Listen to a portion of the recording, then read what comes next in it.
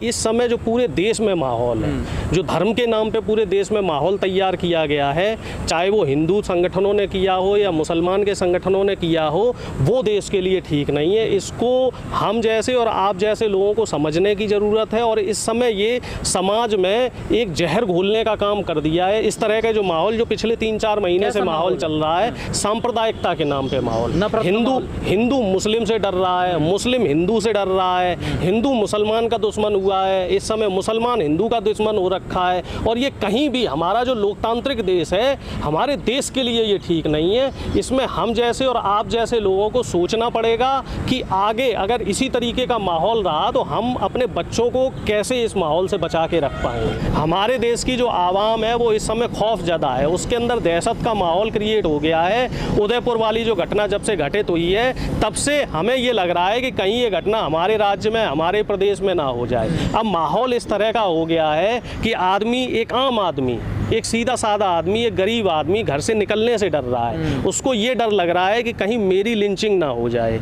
और कहीं ना कहीं मुझे लगता है कि भारतीय जनता पार्टी अपने मंसूबे में कामयाब होते दिख रही है। जो राहुल गांधी जी ने, आपको याद हो, 2 महीने पहले ऑक्सफोर्ड यूनिवर्सिटी में अपने एक बयान में कहा था, उस समय उनके उस बयान को बहुत लाइटली और उपहास में लिया गया था कि पूरे देश में प्रधानमंत्री जी ने केरोसिन छिड़क दी है और देश नफरत और हिंसा की आग में कभी भी जल सकता है। उनकी बात चरित्रार्थ होती हुई साबित हो रही है। अब आप देख लीजिए, पहले पत्थरबाजी हुई, उससे पहले कुछ हिंदू संगठनों ने मुस्लिम भाइयों के साथ लिंचिंग का काम किया, और अब इस तरह की जो हत्या हुई है, इसको हम हत्या नहीं कहते हैं, ये क्रूरतम घटना है, ये मानवता को तार तार करने वाली घटना है। और इसके अलावा 2 घटनाएं अभी उत्तर प्रदेश में भी हो गई हैं, जिनका अभी शायद मीडिया में जिक्र नहीं हुआ होगा। मैं उन घटनाओं पर थोड़ा सा 2 मिनट बोलना चाहूँगा। एक दलित भाई को उत्तर प्रदेश में चारपाई से बांधकर उसके चारपाई के नीचे बम लगा के मार दिया गया, उसकी नृशंस हत्या कर दी गई। इस पे चर्चा नहीं हो रही है, इस पे मीडिया बोलने को तैयार नहीं है।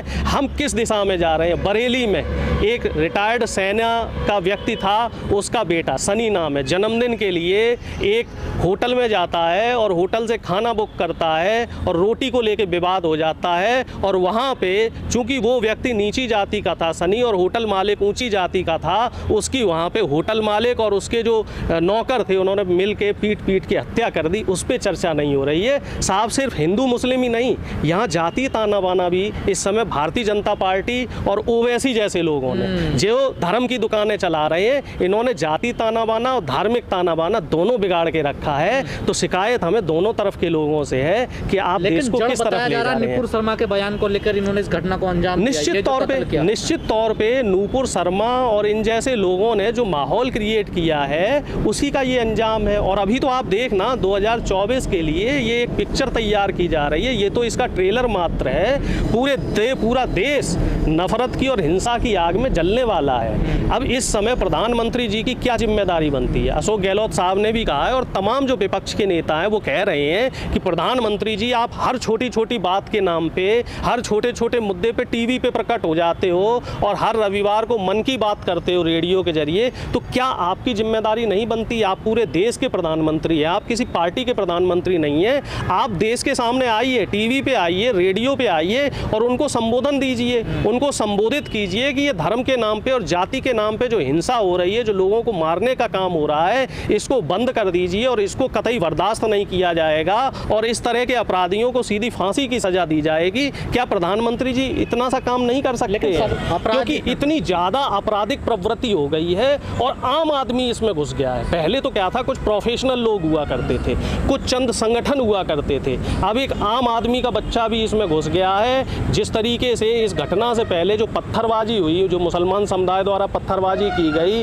और उससे पहले कुछ स्वघोषित हिंदू संगठनों द्वारा जिस तरीके से मुसलमानों के लिए बयानबाजियां की गई, तो ये कतई भी समाज के लिए ठीक नहीं है। और मुझे ऐसा लग रहा है राजस्थान की जो घटना है, ये इरादतन घटना करवाई गई है। क्या चाहे वो मुस्लिम धर्म हो, नबी साहब हो, चाहे हिंदू धर्म हो, सिख धर्म हो, ईसाई धर्म हो, किस धर्म में ये लिखा गया है कि अगर कोई हमारे धर्म गुरु को या भगवान को या अल्लाह को गाली देता है तो आप उसका सर कलम कर दो?